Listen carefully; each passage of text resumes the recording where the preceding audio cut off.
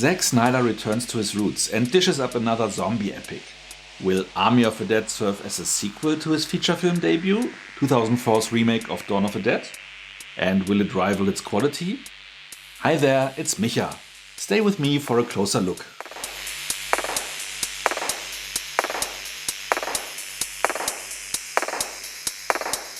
After Las Vegas was run over by zombies, a few heroes emerged, fighting their way, and a way for others, out of that hell. After all living creatures left the city, it was closed off and left to the undead hordes. An undetermined time later, one of the heroes, Scott, now working as a short order cook, is approached by a rich former casino owner, suggesting a heist, as the vault of the casino is still filled with millions of dollars. Scott is tasked with assembling a team to help with that, in exchange for a substantial cut of the cake. How would you like to make $50 million? In accepting the job, Scott hopes to finally get a shot at a better life and a chance to reconnect with his daughter, who works as a volunteer outside the walls of Las Vegas. But the clock is ticking as the president scheduled a nuclear strike on the city to rid the world of a zombie plague once and for all. Let's stop the synopsis here, because for once I don't want to spoil the rest. Though if you don't mind spoilers, stay until the end of the video, where I open the spoiler zone for the first time on this channel, with a proper warning, no worries. The second reason why I don't want to spend more time on the plot is because Zack Snyder obviously also didn't spend much more time on it. I know there are a lot of Snyder fans out there, and granted, he came up with some cool ideas for this film. But the movie also has many issues. Let's start with the plus side. I think this is the first time I ever saw a zombie tiger roaming around. What is this? It's a goddamn zombie tiger. Which looked cool and had a nice comeback scene later in the movie. It was also amazing to see a zombie on horseback, galloping across the scenery. There was a handful of those moments that really pleased the audience. But the problems by far outweighed those moments. There is this weird scene that sets up the events, with a driver of a car getting a blowjob from his wife, making them collide with an army convoy transporting zombie patient Zero, which sets him loose. I guess this was meant to pay homage to the cheesy style of Return of the Living Dead and played out as a comedy, while the rest of the movie wasn't. We then have unnecessary nudity during the titles, promoting a level of sleaze that also was absent for the rest of the flick. This is followed by a montage containing more action than the rest of the movie, showing the fight of the survivors to leave the town, something we very much would be interested in actually seeing, but are only treated to a few glimpses. Then the heist story starts, which in its core was also a great idea, but was only half-assedly implemented. I get that the rich sponsor approaches Dave Bautista's character because he has experience with the zombies and also the physical presence to go with it. I don't get though why the team was assembled by Scott and was not provided in form of some skilled mercenaries by the millionaire. So he ends up mostly hiring the people with whom he previously fought together.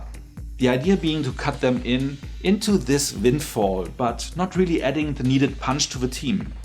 By the way, this is something that early on most sources described incorrectly, saying that it is a team of mercs that is sent in, while it is mostly previous survivors, just regular people who rose to the occasion.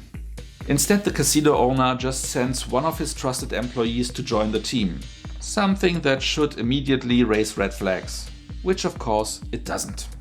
This is only slightly touched on later by Tig Notaro's character, the chopper pilot, in a weird out-of-the-blue scene where she scores all of the team members' value to the mission, and then immediately drops the topic again. This also marked the moment where the movie started to slip down the path of mediocrity.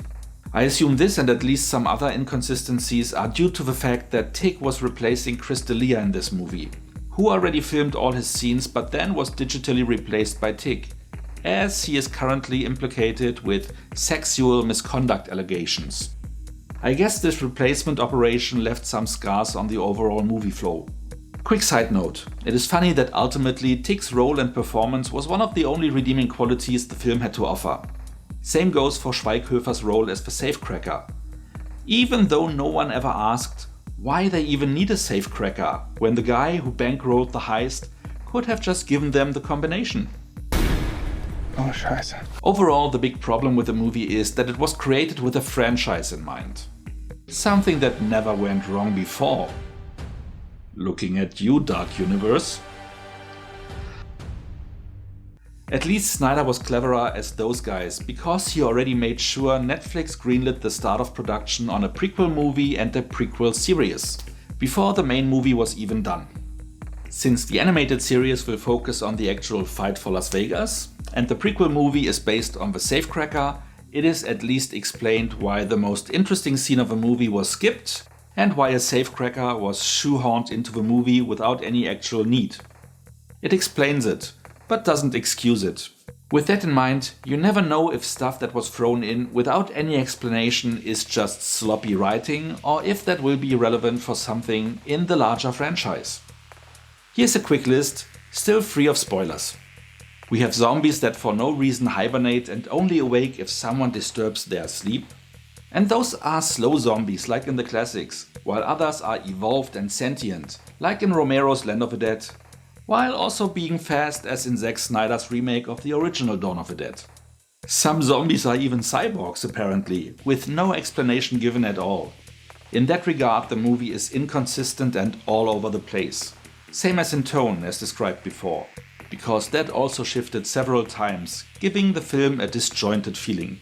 Even if things were really constructed well, they mostly ended up in questions or left the viewer underwhelmed. Like my favorite scene in the movie, which ended up being one of the most frustrating moments in the show. But more on that in the spoiler zone. One last thing before we get to the rating. There was one twist in the movie that rendered the complete plot useless, and for me was the death blow to the whole endeavor. And don't get me started on the ending. More on that also in the spoiler zone. Again, I guess some of these issues came from the replacement of one character.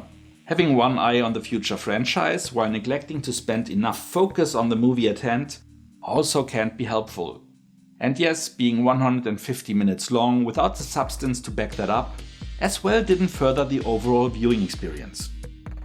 I would have scored this picture with 4 points, maybe 4.5, but that was before this mentioned twist and the ending.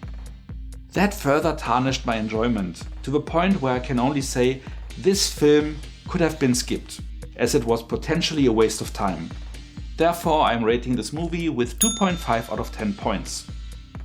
If you don't want to get spoiled, but enjoyed this video so far, please like it now before you leave. And if you are no subscriber yet, maybe consider to change that. If you don't mind spoilers or have already watched the movie, please follow me into the spoiler zone. Welcome to the spoiler zone. Long time planned, first time implemented. I wanted to include this for a while, but always ended up quite spoiler free. But not today. There was so many stupid stuff going on, but let's start with the main culprit, the big twist I refer to that ruined it all. It was revealed that Garrett Dillahunt's character, Martin, the guy who was sent in by the casino owner, only had one objective: getting the head of one of those intelligent zombies. To get it out so that they could experiment with it. Hopefully weaponizing it to sell it to the highest bidder. The heist was just a cover, a diversion, so the main goal is reached. Two things are absolutely idiotic about it. Why not tell the team from the get-go? They could have gone in and out within 5 minutes. Mission accomplished. This should be a simple in and out. But then the movie couldn't happen. So a decoy plan is needed. Why even have a team? The guy could have likely even achieved that all on his own.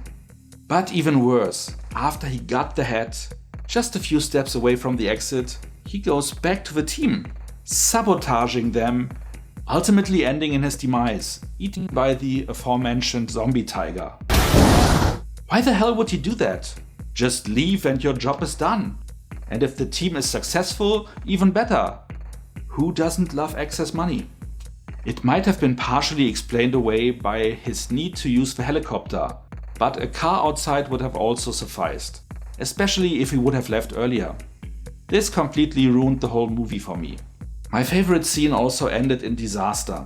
There was one woman, Chambers, who was tagging along one of the larger characters, who starts out a bit annoying and felt like obvious cannon fodder.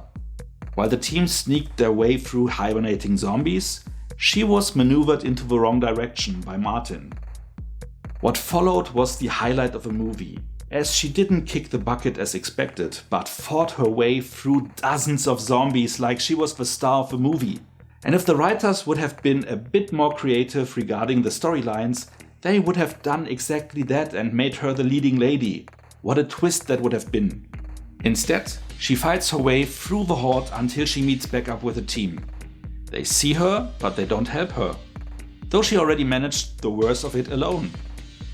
A bit of help and she would have survived, but for some reason she sacrifices herself instead. Again, after no one moved to help her. What a waste.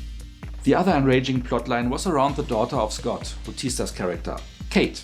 She was a volunteer on the camp surrounding the city, a refugee camp they never really explained how it came to be and why people needed to stay there. But that is just another neglected plot point. I assume this was just needed to introduce the character of the asshole camp guard, who threatens not only the life of the refugees but also of the volunteers, like Kate. Why she didn't speak up and kept dealing with his jerk's shenanigans is beyond me.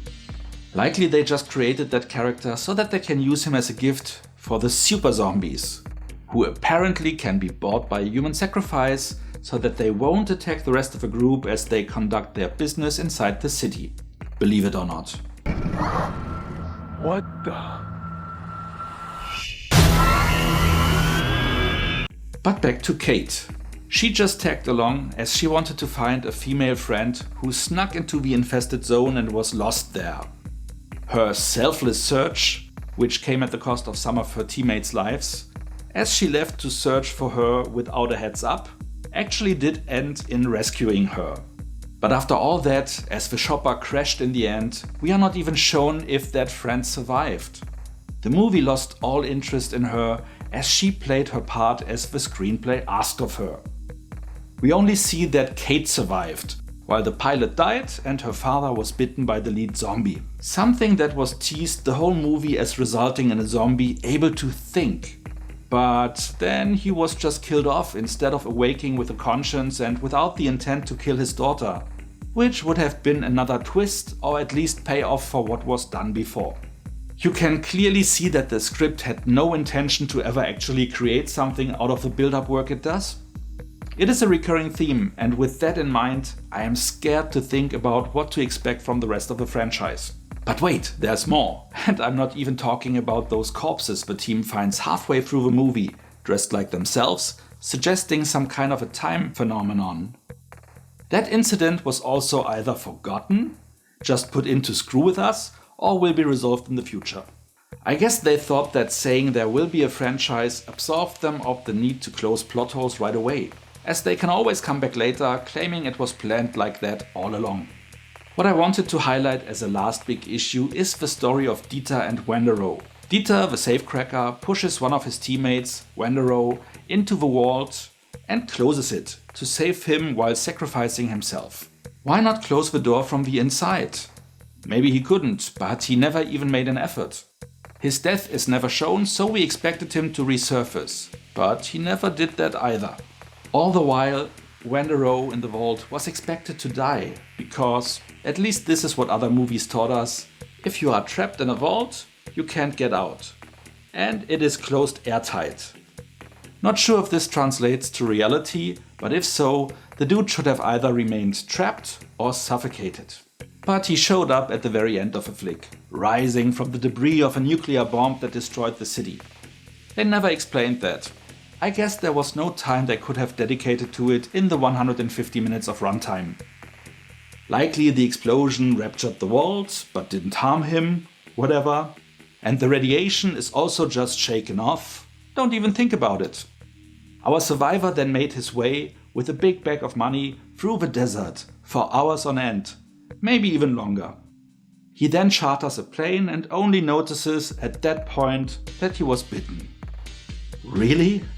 Bautista gets bitten and dies a few minutes later, but that guy hangs around in the vault for hours, walks around another eternity and still haven't turned? Again, I guess the reason is that the screenplay says so, as they need to fly him to Mexico City so the sequel can happen. At least we have no negative feelings about Vanderohe dying, because he knows exactly what will happen to him before the plane takes off, and still goes through with it, knowing that at least the flight attendants that he just charmed a few minutes ago will die by his hands, or rather teeth. What a hero. And this closes the door to our spoiler zone. As you can see, there was enough stupid stuff in this movie to serve a whole franchise, though that should never be the general idea. How did you like it? Let me know in the comments. Is there another movie you would like me to review? Also let me know in the comments. That's it, for real this time.